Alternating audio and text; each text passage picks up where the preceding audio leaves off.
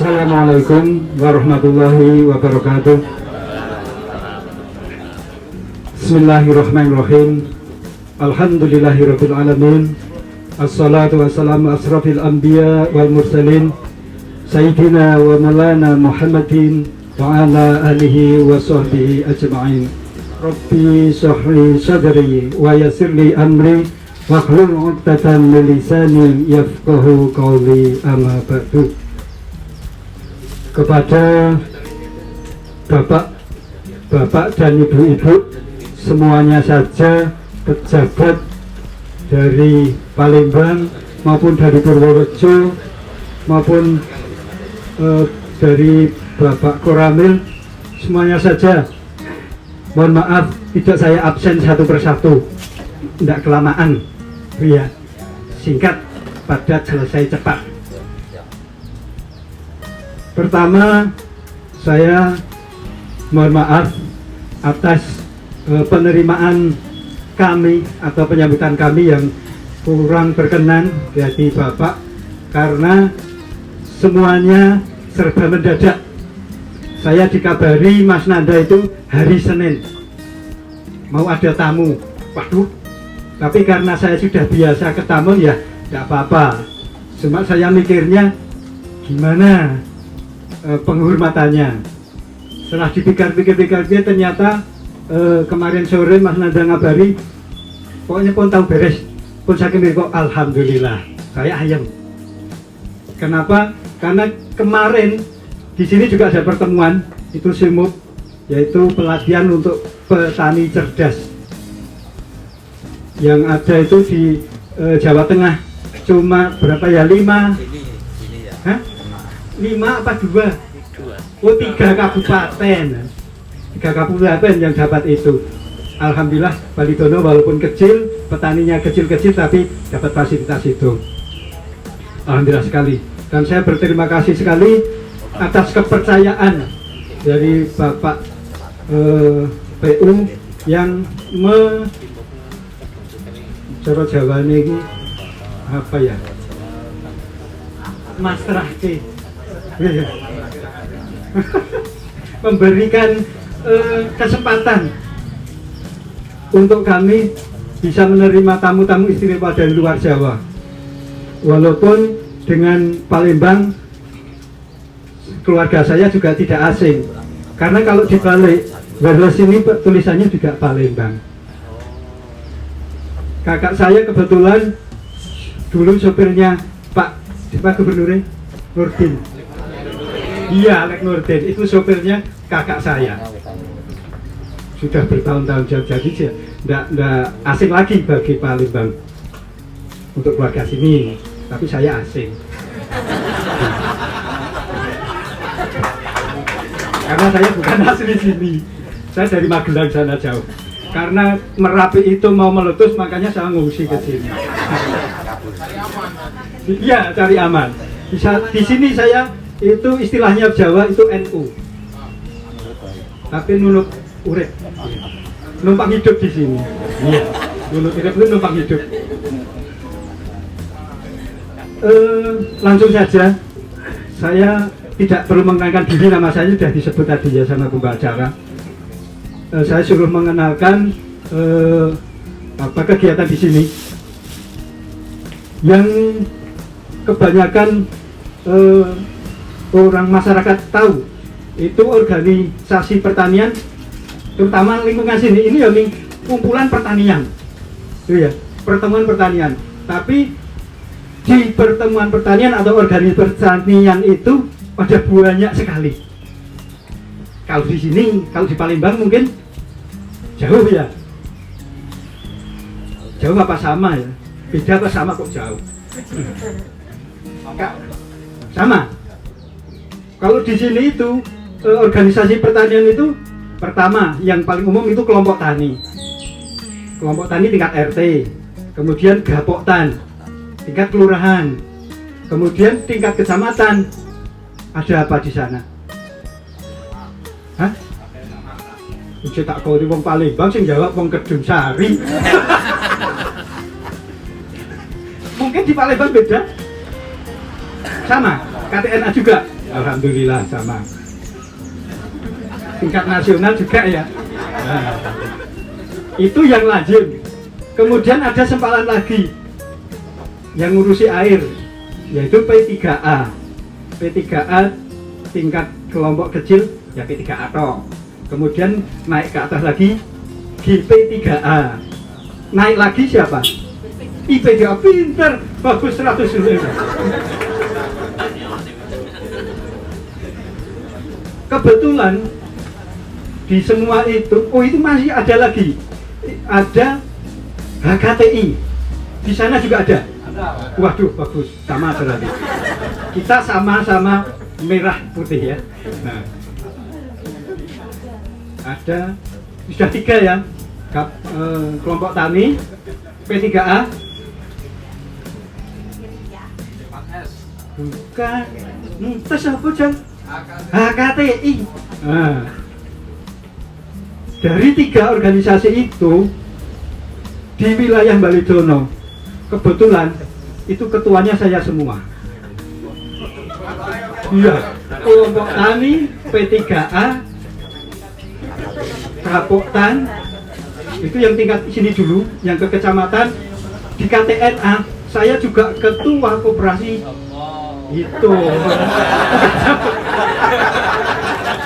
Ini fakta. Misalnya bukan sambang ya, ini fakta dan nyata. Saya ketuanya, sekretarisnya yang baju merah itu KTNA-nya. Kemudian di HKTI saya ketua bagian sarprasnya. Nah, ketua HKTI ibu tuh. Pas saya tahu kawin segini. Itu sekelumit. Nah, tentang kegiatan semua itu ternyata intinya itu cuma pada petani. Ya. Walaupun organisasinya sampai ke langit, intinya yang dibersuber siapa? Petani. Siapakah petani itu? Petani itu ya yang garap sawah, seperti saya, petani kecil. Tapi katanya Mas Khaironi, petani itu penyangga tatanan negara Indonesia ini. Kalau tidak ada petani, walaupun tentaranya gagah, iya. Jadi kita juga nilainya setara dengan para tentara. Kalau tentara pakai senjata, kalau petani senjatanya tangkul. Kita juga berjuang ini. Berjuang untuk menghidupi orang banyak. Katanya orang yang sepuh-sepuh, khairun nas fi asfa'uhum linas. Kenapa nikmati nih Pak Kiai? Sebaik-baik manusia yang berguna bagi orang lain. Alhamdulillah. Semoga kita semua termasuk di situ. Ya, semua yang hadir di sini diniati tholabul ilmi, mencari ilmu. Ya, karena mencari ilmu itu wajib bagi semua orang dari lahir sampai. Ya, betul, bagus. Kok tekan nanti gimana? Tentang kegiatan ya. Nah, setelah intinya itu pada petani, perlunya atau kepentingan pemerintah dengan adanya pembinaan terus organisasi itu untuk apa? Untuk memajukan kesejahteraan petani, gitu ya Pak ya. Intinya itu. Tapi kenapa begitu petani berusaha payah mengolah tanah, ada hasilnya panen, seseorang impor Mas, mau diari gitu kan? Semoga itu tidak terjadi lagi. Ya, makanya setelah berapa tadi 4 organisasi itu berjalan, kemudian di beberapa tahun ini 2 atau 3 tahun, apakah 4 tahun, ada organisasi pertanian yang baru. Apakah itu? Apa? Ada yang sudah tahu? Wah, di sini sudah tenar Itu namanya P4S. Ya. Wah, ini nanti disebarkan di sana kalau belum ada. Nah, P4S itu P-nya 4, S-nya 1. Iya toh? Oh iya. Kemarin itu mau saya buat tulisan gini, tapi mendadak tadi enggak saya tulis. Iya, kebek. Nah, di sini saya merintis P4S, namanya P4S Tani Mandiri. Seperti slogan dari pertanian. Misalnya ada orang bilang, petani, nggak ada yang bunyi. Saya ngerti malah guyu. Slogan dari pertanian apa? Maju, mundur, maju. Nah ini, kalau ada orang bilang petani, maju, mandiri, modern, gitu, ya. Yang nggak ngantuk, dicoba. Petani, maju, mandiri, modern, yes. Tuh, itu petani. Jangan petani itu, ini tak seneni anggotaku. Ingah-ingih. Panen rego, anjlok, greges. Mangsane ngemes. Dodong ora ya? Waktunya panen, harga turun. Waktunya mau memberi pupuk nggak ada. Sudah buat RDKK, wah ini pemerintah bisanya cuma sepertiga. Ya, klenger kan? Itu bagi petani-petani yang lampau. Tapi dengan program CSA, apa itu CSA? Ada yang belum tahu juga. Waduh. Kebetulan saya di bulan November saya dilatih di kecamatan tentang CSA. CSA itu kalau tidak salah, tapi bibir saya bibir Jawa, jadi kalau salah mau dimaafkan. Itu bahasanya Inggris. Kalau Pak Rolah fase. Itu pengetahuan saya itu CSA itu Climate Smart Agriculture. Betul ya? Alhamdulillah. Artinya clean, iklim ngono wae. Smart itu pandai. Smart friend. Agriculture, apa nih? Pinter. Kalau saya bawa dompet, mau saya keluarkan, tapi saya kebetulan nggak bawa. Alhamdulillah, ini aman. Artinya apa? CSA itu untuk merubah pola pikir petani.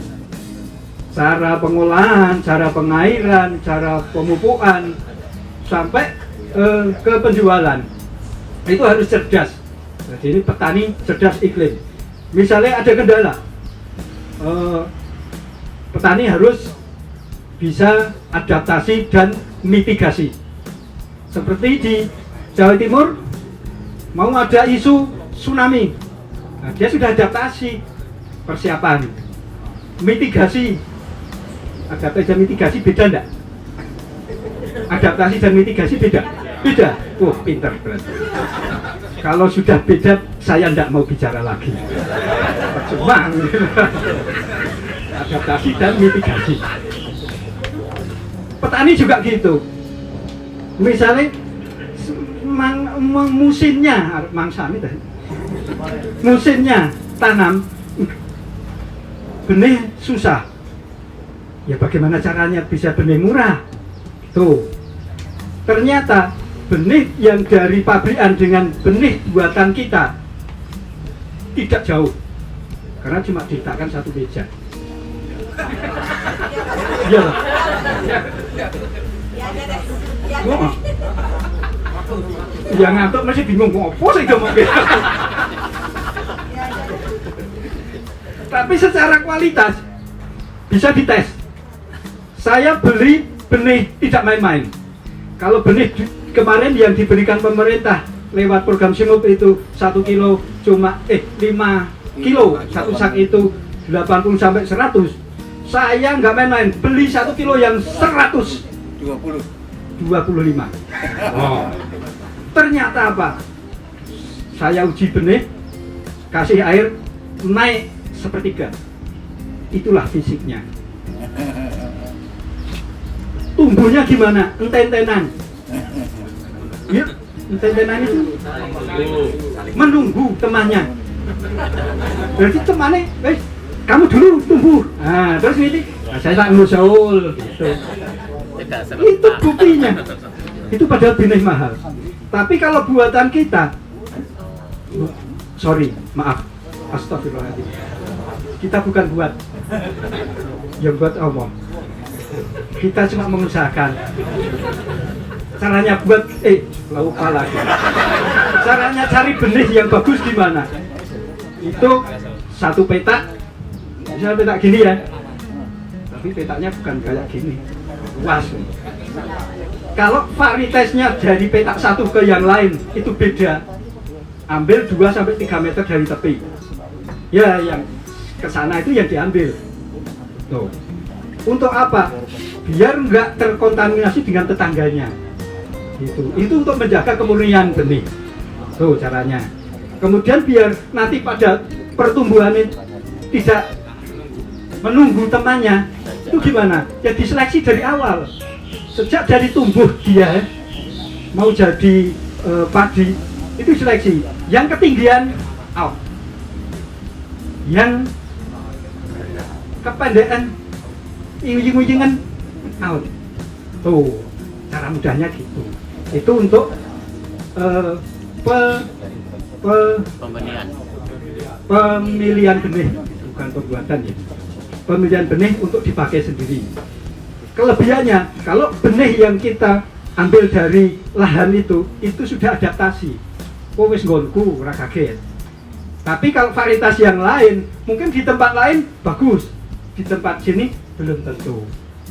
Makanya itu saya kalau ketemu, misalnya dipertemukan dengan menteri, saya mau usul gimana kalau petani itu diberi kebebasan untuk membudidayakan benih sendiri. Karena saya dengar kalau petani itu menjual benih yang belum dilabelisasi, belum ada izin dari sana, itu kena pidana. Ya, padahal yang sudah jelas-jelas bersertifikat kayak itu. Apa tidak malu saya?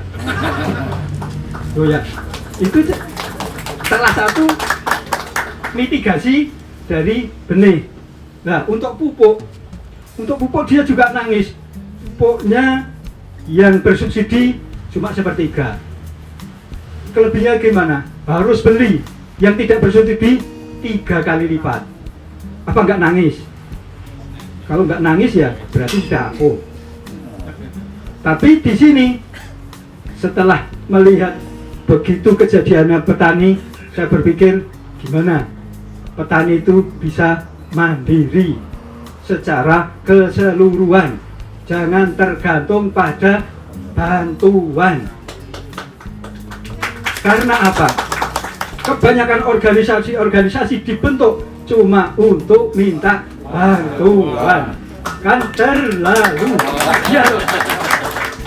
Organisasi bentuk itu tujuannya untuk memajukan, jangan minta bantuan. Kalau sudah maju, jangan mundur. Kita harus mandiri.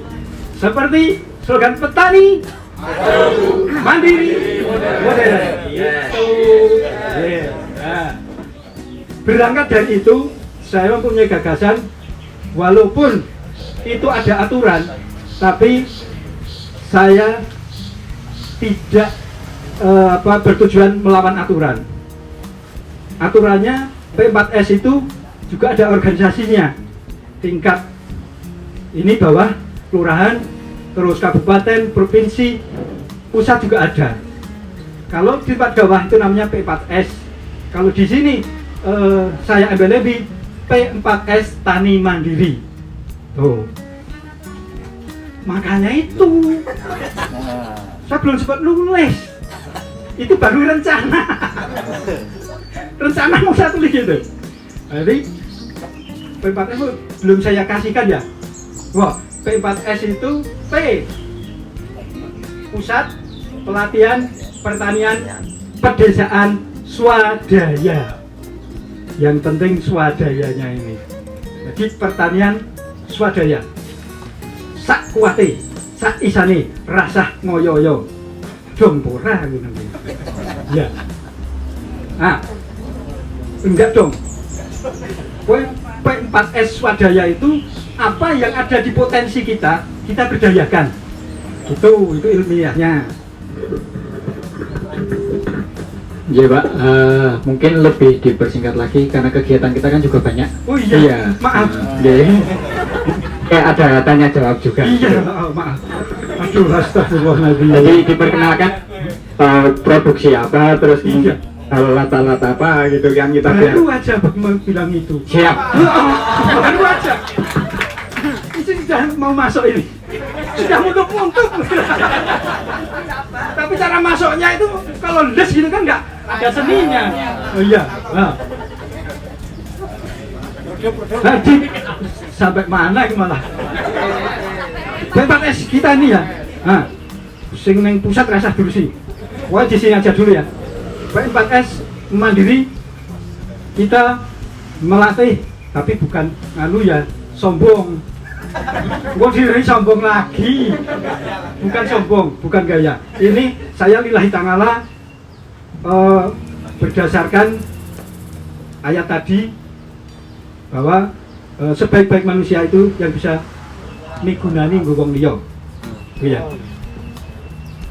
Di P4S kita berlatih agar semua itu mandiri, dari pembuatan benih, kemudian pupuk, pestisidanya, obat-obatannya, penanggulangan hamanya itu kita buat sendiri. Saya sudah komitmen gitu dari 2011. Kenapa saya tidak beli dari pabrik? Ada yang tahu alasannya?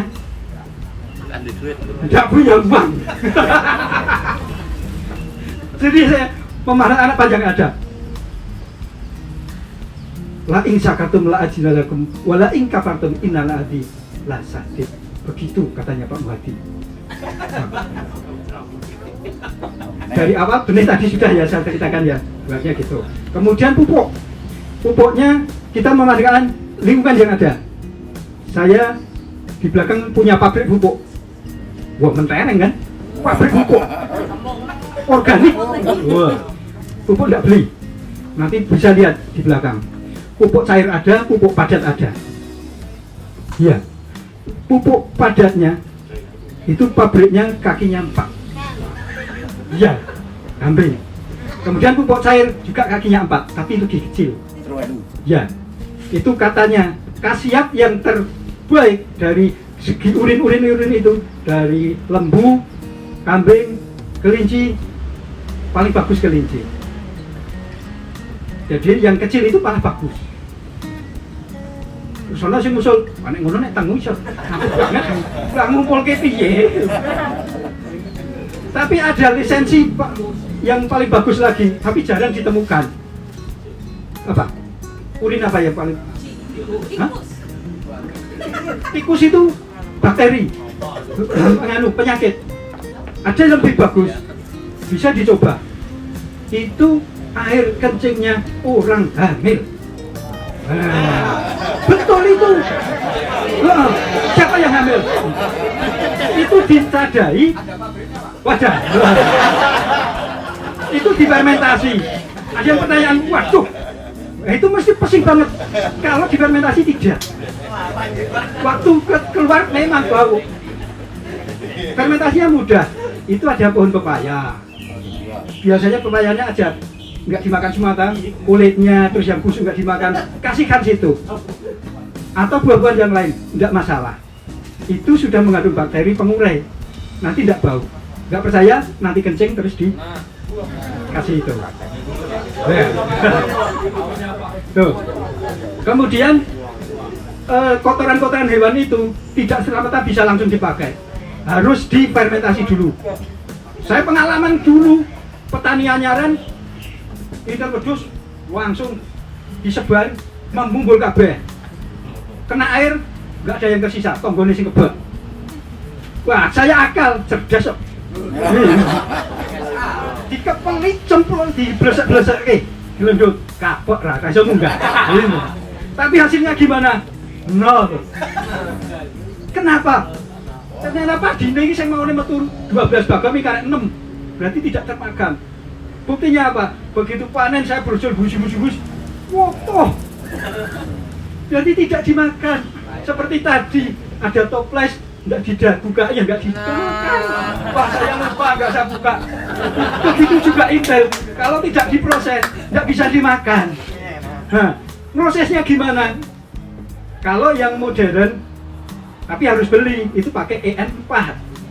Tapi kan beli, saya kan enggak punya uang. Saya prosesnya pakai apa?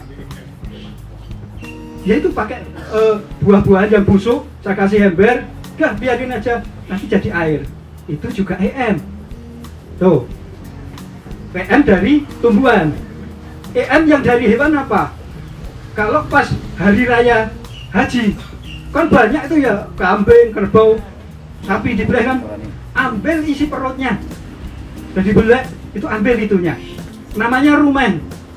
Itu mbahnya bakteri, induk bakteri yang paling bagus itu.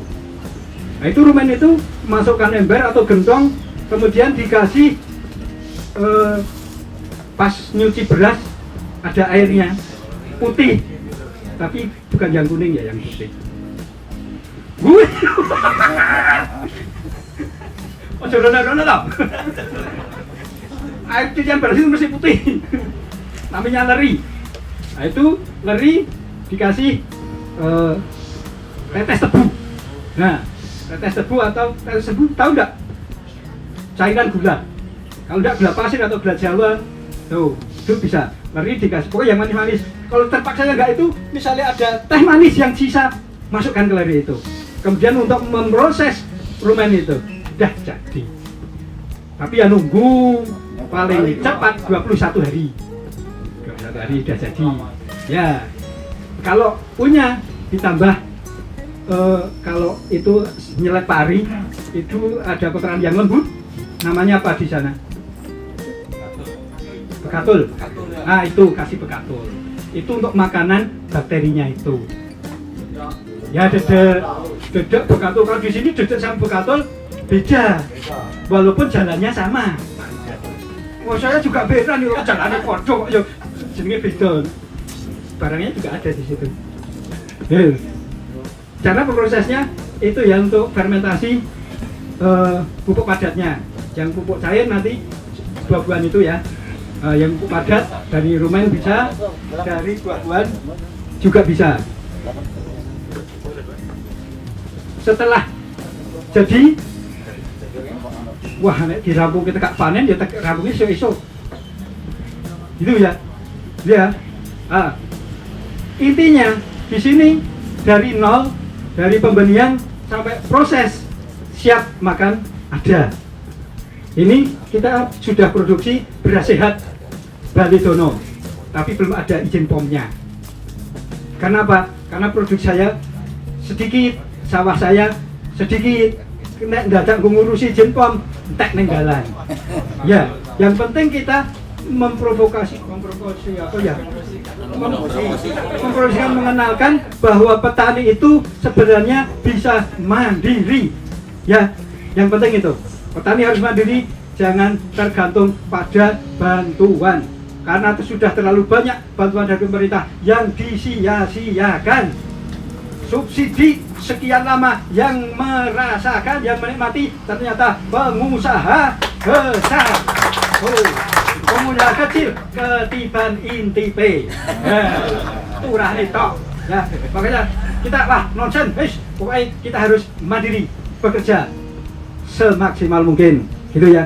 Dengan niat lillahi ta'ala, semoga barokah fitini wa dunya wal akhirah, bisa mencari rezeki yang halal, barokah yang banyak, besok bisa ziarah ke Mekah dan Madinah. Allahumma amin.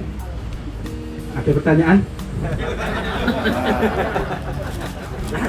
Kalau masih sepaneng, saya ada resep dari guru saya, terutama untuk ibu-ibu kan tidurnya nanti di hotel ya. Itu pesan saya nanti kalau tidur jangan sambil telentang. Kenapa? Aja tahu alasannya. Untuk ibu-ibu jangan tidur telentang kalau di hotel. Kenapa? Ada yang tahu? Wah, profesor enggak tahu. Kalau tidur sambil telentang itu menyusahkan, tidak ada khasiatnya. Harusnya apa? Ya tidur aja, jangan sambil telentang. Orang nelen pakai aja susah. Kok tang ditelen, ya sakit. Ya, telentang. Jangan tidak sepatu. Ya, jangan telentang. Iya, jangan ditelan. Oh, enggak kesel lagi misalnya. Kan aja susah. Iya.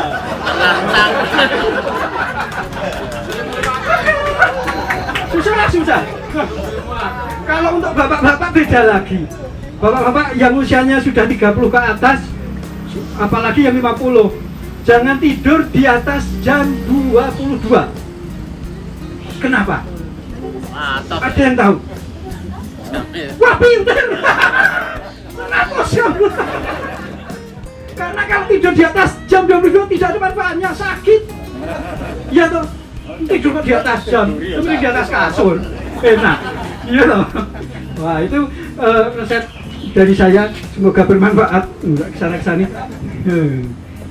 Intinya itu sudah saya sampaikan. Kalau ada yang kurang jelas mohon dimaafkan. Ngoten nggih. Sekarang ngoten nggih, kalau tutup, saya tutup. Nanti kalau ada pertanyaan ya bisa disambung lagi. Dari awal sampai akhir, apabila ada kesalahan, kekhilafan, keguyonan itu namanya canda tawa yang kurang berkenan, atas nama pribadi mohon maaf yang sebesar-besarnya. Akhirul kalam, wabillahi taufiq wal hidayah. Wassalamualaikum warahmatullahi wabarakatuh.